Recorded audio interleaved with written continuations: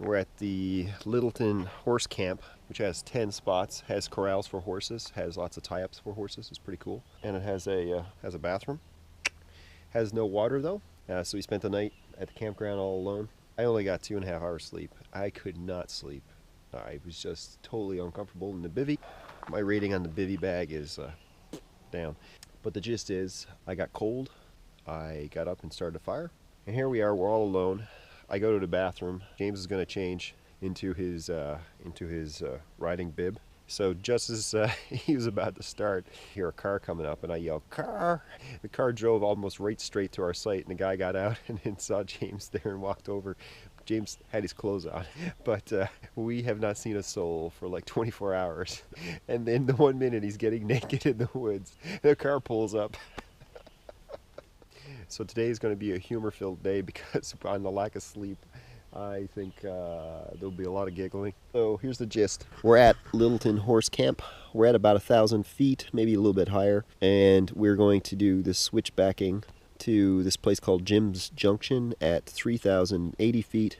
Just after that, it's 3 miles. And then we're going to catch down here to this decommissioned fire road, which is Fire Road 3040. And then we'll jump onto this road and head on out towards the coast. If all goes as planned, tonight we'll be sleeping by the coast of Juan de Fuca, I believe it is. We are 0.9 of a mile in, climbing up Mt Muller, and the first 0.4 was just flat, and now we have been pushing our bikes for the last half mile, and it's just relentless.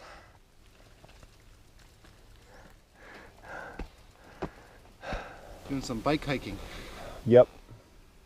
Hike a bike. This is the sound for the last 15 minutes, and we probably have another hour. So this masochism is brought to you by the desire to get sweet Instagram photos from the top of Mt Muller. So recommended training for this ride would be load your bike down, go out and find the steepest thing you can climb while pedaling, and ride that on repeats for 3 hours. And then get maybe 2 10-pound weights, stick them in your hands, hold them out in front of you with your arms bent, and like you're holding your handlebars, and then get on a steer climber and climb for, I'm saying an hour, hour and a half. And then make sure you mix in some 40 to 60 mile rides. Then you should be ready. There's a sign. Oh, I think it says 1. Okay, we've hit mile marker 1. Another 1.8 or so to our junction point. All right, we're at 3,080 feet. We're almost at our junction, and there's a viewpoint here. Holy moly! We came up all that.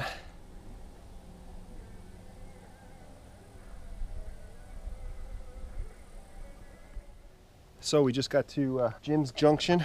It's where 4 trails intersect, and we are on a ridge line, and just look to the sides.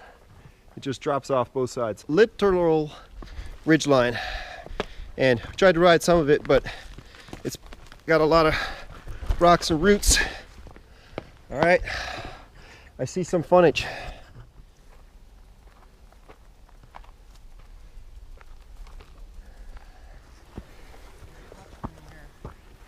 Just keep looking left. We're trying to find the connector trail to go down to decommissioned Fire Forest Service Road 3040, and we're on this very small, narrow hill. You can see there's a log in our way.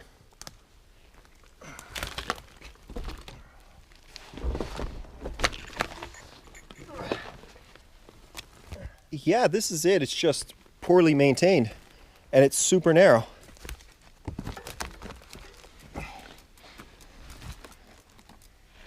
Okay. Major epic. We're like perched on the side mountain. And now I gotta figure out how to get my bike up. Adventures in epicness! Brought to you by One Lap Down. This was a good idea, he says with a face that looks like, what are we doing? So, all right, we're falling all over the place here. There's down trees, logs everywhere, and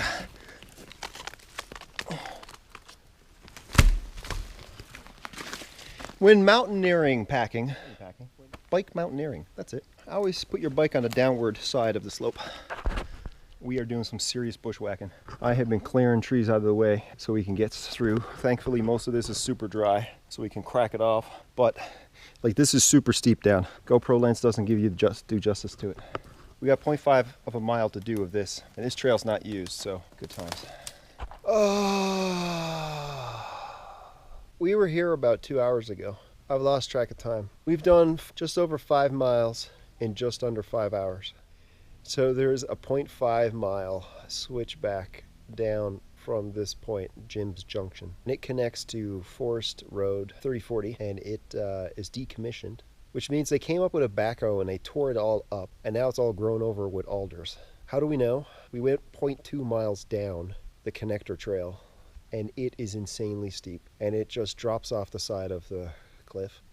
We got down 0.2 miles, and James said, we should see if this actually is the real route down. So I agreed. We grabbed some supplies, left our bikes, and then we hiked the other 0.3 of a mile. And we got to the bottom, and it was terrible all the way down. We were clearing sticks. And we get to the bottom, and the road is useless. And I said, it doesn't look too bad. Maybe it will be good just around the corner. I think we did 2 corners going down the road, fighting our way through alder bushes. And it just got thicker and thicker. So we gave up on that plan and learned that going to 0.2 miles down, which we thought was bad, is even worse going up. You'd think 3 miles down would be easy. No. We're so tired now, we don't think we can ride down it because we might just crash. And the penalty for crashing on this trail is death. We made good decisions today. We also made bad decisions. We corrected them, though. We corrected our bad decisions. And we have achieved maximum epicness. High fives. We're at Littleton Creek pumping water again. Woo! Maximum water achieved. They should really update that sign. That is not a usable trail. They should update the website too, the map. The decommissioned should be just removed. This building is possibly a toilet. We're not sure. It's kind of spooky looking. How do you open it, James? Let's have a look. I think it does look like a murder room. Okay, James, enjoy. I'll man the door for you. I'll pull it this way. Let me know when you want to come out. Yeah, I'm holding it. I've tied it onto the wall out here. Forever. Whoa! That was the weirdest bug that just landed on me. I let go of it. I don't know where it went. It was long. Murder toilet. Only the best in the Pacific Northwest. Do you need some chamois queen? Do you need some chamois queen? I bought chamois queen, but I didn't put it on. Ground is safe. That's good to me. This is the biggest breakfast. I make good breakfast. Oh, I should have got my pillow. You should have. I asked a friend who did multi-day bike packing. I was like, how much clothes do you bring? 1 pair. I was like, you wear the same pair every day? Isn't that like kind of disgusting? Not really. You get used to it pretty quick. Like after an hour, it's dirty. Then after that, it's just more time in the same dirty clothes. It's like, good point. And now, I understand.